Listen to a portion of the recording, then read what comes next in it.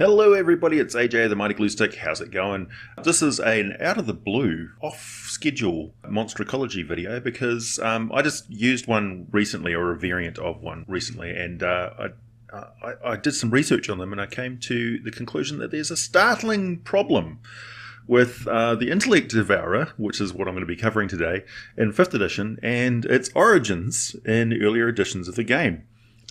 Quite a big divergence happened, and it's one of the problems that I run into occasionally when I'm researching monsters, and I thought it's a good example to show you how you read the modern listing and you lose a little bit of the history of this creature. Way back in the 70s, when the Intellect Devourer first appeared in Dungeons & Dragons, it was quite a different beastie from the one that we see today, and I'll describe the ecology of the Intellect Devourer, the actual complete, supported by Dragon Magazine and Early Monster Manuals edition, and you'll see where things went awry. So in the modern edition of the game, it's listed as a tiny aberration, lawful evil, that is a brain subjected to a ritual, a horrible ritual by mind flayers or illithids, that create this little sprout-legged aberrant creature that they can use to take over the body of a victim.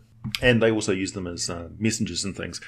That, in so much as there's always been an association between Intellect Devourers and the Lithids, is true. The aberration part of it, however, is wrong. And I'll tell you why. So if you go back to early editions of Dragon Magazine and such, you'll see that there is a creature called the Ustilagor. Ustilagor. That's U-S-T-I-L-A-G-O-R. And it basically, they look like little regular human brain-sized fungus. They're a fungus. And they have coral-like projections, which they use as a bony skeleton, and these little limbs that they clomp around on. And they have a whipping tendril, which exudes an alkaline poison that is quite effective against creatures. And in combat, they attack by flicking this flexible tendril, which secretes the deadly alkaline substance, and it prefers to use its psychic powers to cause opponents to flee from battle if it's being overwhelmed. And they use this as they cast an aversion psychic field, which causes victims that fail the saving throw, it's a will saving throw, to have an aversion to all fungus, which is what these things are. They're fungus.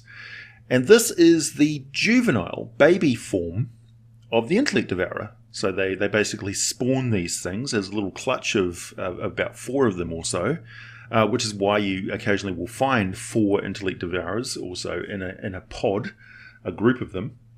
And that's how they start off, and they are then occasionally taken by the illithids, and they are raised as pets, essentially, not as something that they like, but as a favoured food source when there's no other brains around. They make a fitting compromise. Intellect Devourers basically eat them like junk food. And they also use them for things. So they're basically like trained chickens that they send around to do things. And they've developed different breeds of them, such as a battle Intellect Devourer, which is raised to a great size. Its limbs are much strengthened. Its body is armoured. It loses a lot of its psychic abilities in exchange for resistance to various types of damages, such as acid and cold and fire and things like that. And its limb attacks of clawing are much more effective, and they're faster. The standard Intellect Devourer that you see is the adult form of the Intellect Devourer, and it's a fungus that has a skeletal structure and elements of more animal elements to it as well. A fungus is more akin to an animal than it is to a plant. It's a midway between the two. It's the bridging species, a type between animal forms and plant forms.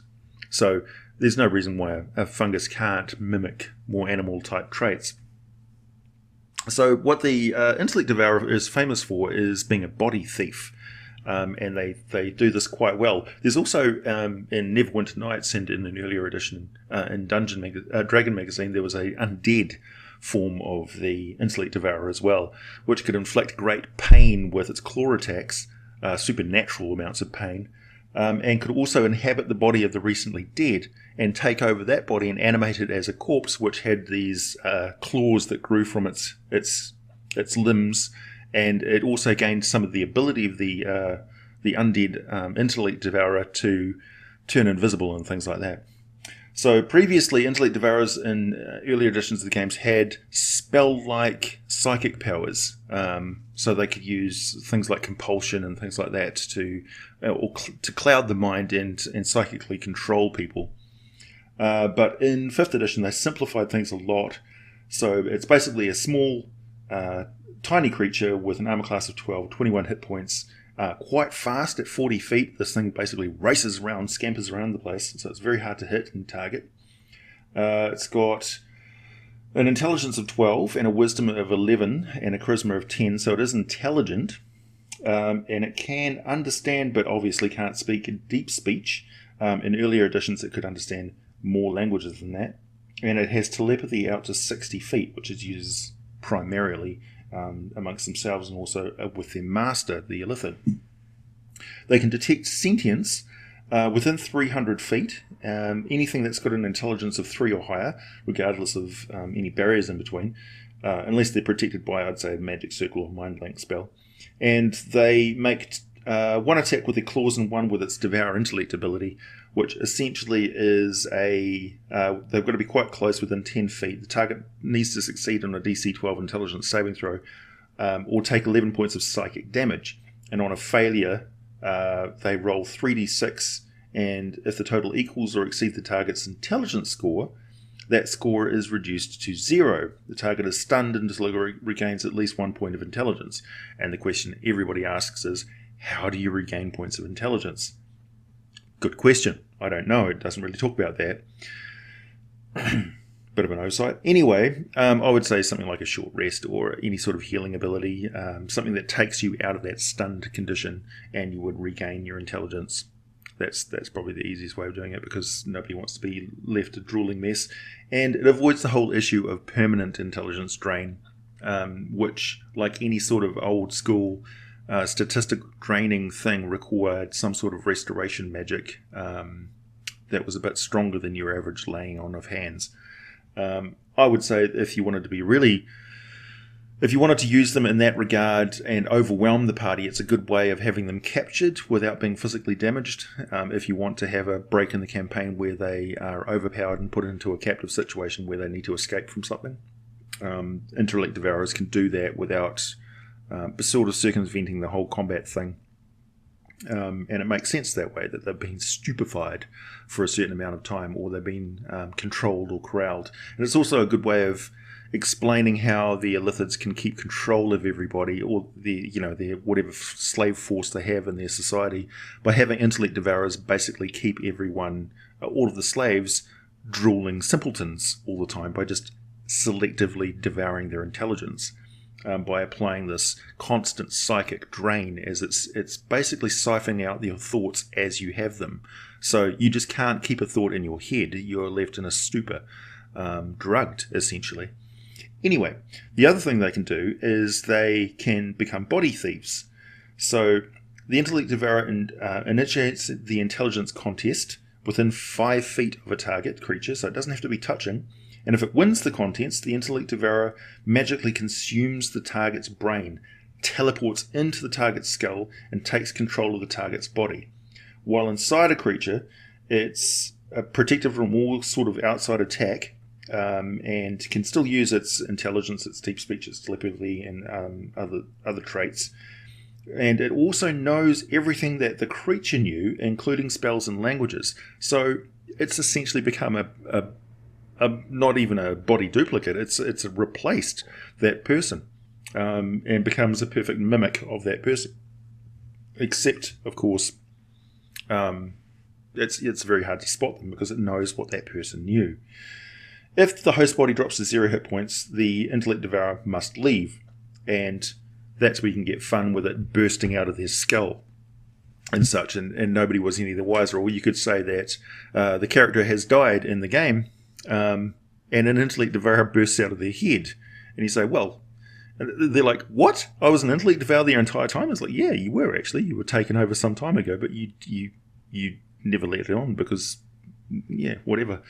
So you can have all sorts of fun with that. I personally don't like the idea of a fungus having the ability to teleport. It's a little bit far-fetched in fantasy. I mean, it's perfectly fine for an aberration, but I do like the idea of the Intellect Devourer latching onto somebody's head and taking over their body without actually removing their brain. And you can have that so that I use it such as they have tendrils which go up the nostrils and the ears and things and bore into the actual brain itself, causing great physical damage, but it's possible to remove them without killing the host. So you can actually recover from that. I think that's a more fair way of doing things. And it's also quite horrific in the game and really gives players the heebie-jeebies when something's burrowing into their skull. So it makes a lot more sense for me. Yeah. And yeah, that's basically it for the Intellect Devourer. They have had lots of variants over the years, and in 3.5 edition, I'm sure there were more. But yeah, there's a significant departure from what they originally were, and they've simplified them greatly into being just aberrations, so they don't need to explain their life cycle and things like that in 5th edition, which disappoints me somewhat. But yeah, they are very much associated with illithids, and you would find them in illithid environments all the time. They would be scuttling around underfoot, like I say, like chickens. And you would find specialized forms of them, such as armored little messenger carriers, and they would use them for all sorts of things. They even have tables and things attached to them so they can move around, or books or styluses or whatever. Or they could have them glowing with sort of phosphorescent fungus glow. So they've been bred specifically to be bioluminescent. So they are, in fact, a walking lamp that the illithids are using to read things and stuff like that. Or just work on their laboratories or cluster around corpses that have been experimented on or what have you. So you can have a lot of fun with variant forms of these things, and have a lot of fun with emissaries that have come up from the Underdark, because they have no vulnerability to sunlight, as that's not listed there anywhere. They have no outer sensory organs. They perceive everything telepathically, basically. They have psychic perceptions. So they could come up attached to monstrous creatures who are acting very unusually, and they would be emissaries from the Dark Masters below a town or some such, and demand some sort of resource that the illithids need. So something like a Grimlock would come up and be wandering around above ground for some reason, or you may encounter a drow that's come above ground and nobody would know what this Dark Elf thing is. So yeah, but it's got this pulsating sac attached to some sort of harness on its back, which has got a tendril up its nose. Yeah, so you can have lots of fun with them in that regard, without them being a direct threat, unless they're like pulled off the captive to free them, and then the thing is free and attacking people. Or you can have them basically as something which can quickly overcome a party of adventurers in order to capture them and continue a story somewhere else. Or just quite a threatening body horror pest, which can attack them in an underground environment, just basically out of the blue. Yeah, so that's Intellect Devourers for you. Just thought I'd bring that one, a little quick monster ecology there for you, and a little bit of history of them, and yeah, just highlight one of the problems of making these monster ecology videos that I encounter sometimes.